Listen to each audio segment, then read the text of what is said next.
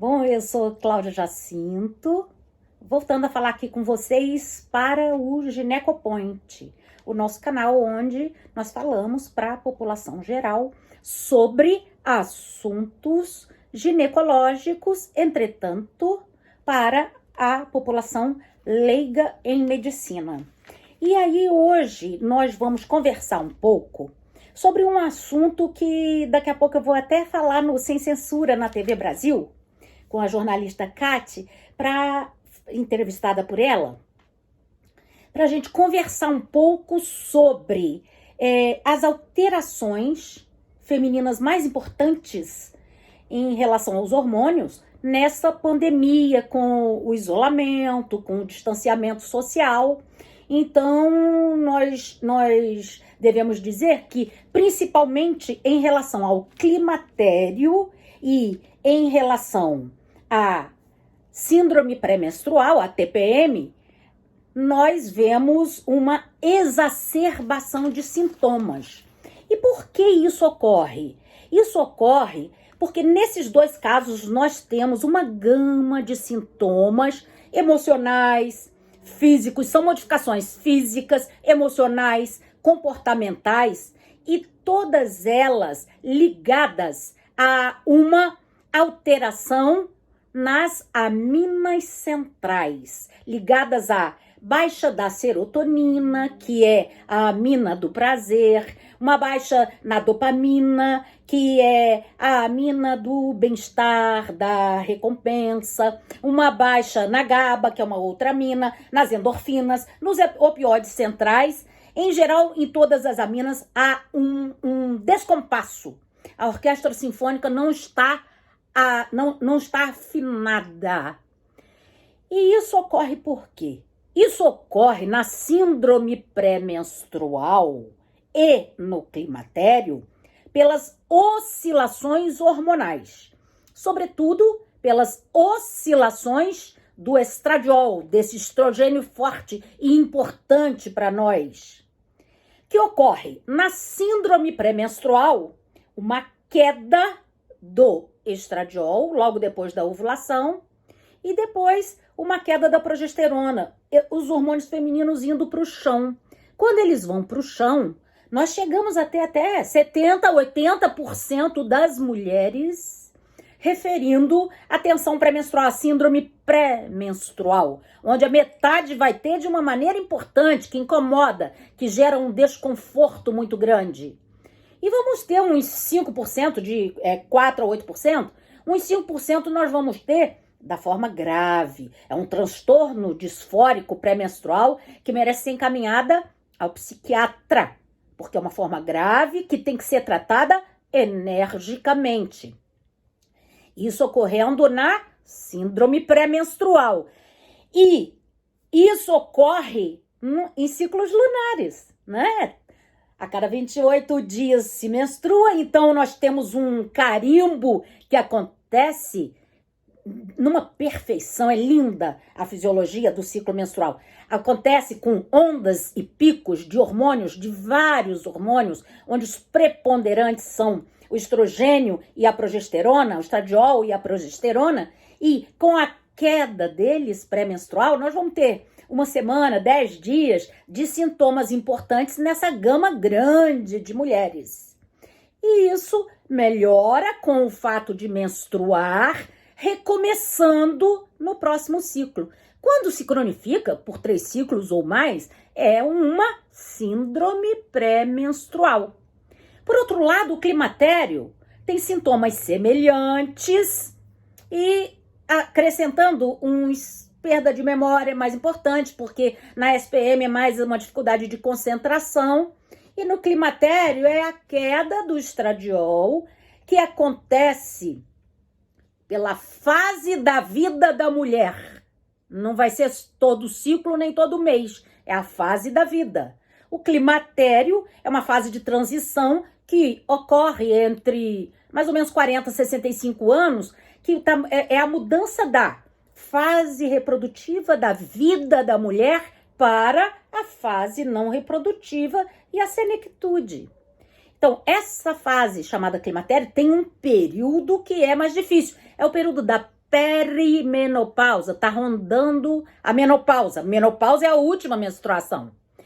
O que está rondando a menopausa, mais ou menos uns 3 anos antes, um ano e pouco depois, é a hora que tem mais oscilações hormonais. Vejam vocês, então, que as oscilações, essa montanha russa hormonal, é o que há de mais importante para causar esses sintomas, para causar uma bagunça nas aminas do sistema nervoso central, nos neurotransmissores, que são essas aminas: serotonina, endorfina, GABA, noradrenalina, dopamina. Essas aminas, elas merecem estar equilibradas para nós nos sentirmos bem, para termos bem-estar. Quando elas se desequilibram, e elas se desequilibram quando há um desbalanço dos hormônios esteroides femininos, há então essa gama de sintomas físicos, emocionais e comportamentais que ocorrem tanto naquelas que têm a síndrome pré-menstrual, quanto em 70% a 80% das pacientes na perimenopausa. Nesse período logo antes da menopausa, que é a última menstruação, e um pouquinho depois, que é a hora que estão bem exacerbados, e assim, 80% é acometido. Tem mais a ver com as mulheres das grandes cidades, que têm dupla, tripla jornada de trabalho, que tem o estresse crônico comprometendo. Aí você fala, mas aonde que está a pandemia nisso tudo? A pandemia nisso tudo, com isolamento, com medo, com insegurança, com incertezas, com luto por perda de pessoas queridas, leva a um estresse crônico. E lembrem que o núcleo central que comanda tudo, o hipotálamo, ele comanda os ciclos menstruais. Ele vai ter um envelhecimento lá na pós-menopausa também. Não é só o ovário que envelhece, o hipotálamo envelhece também. E tendo esse desbalanço nessas funções que são o sistema límbico, o inclui, que é o sistema das emoções, o sistema termorregulador, o inclui, e é claro que se o sistema das emoções está lá, tendo o hipotálamo como um grande núcleo dele, se eu estou isolada, morrendo de medo, com incertezas, toda insegura, eu vou entrar num status de estresse crônico, e com isso eu posso ter distúrbios do ciclo menstrual, alterações no padrão de sangramento e exacerbação dos sintomas pré-menstruais e dos sintomas climatéricos. Exacerbação importante, tendo que tratar algumas mulheres que antes, só com mudanças de hábitos, com atividade física, com o fato de dançar que libera endorfina, de fazer atividade física que libera endorfina, de ter uma dieta adequada, não abusar de chocolate, não abusar de doces, não fumar, não abusar de bebidas alcoólicas, nem café, nem chás. Então, com uma dieta adequada, às vezes suplementando um pouquinho de magnésio, um pouquinho de B6, elas conseguiam viver bem.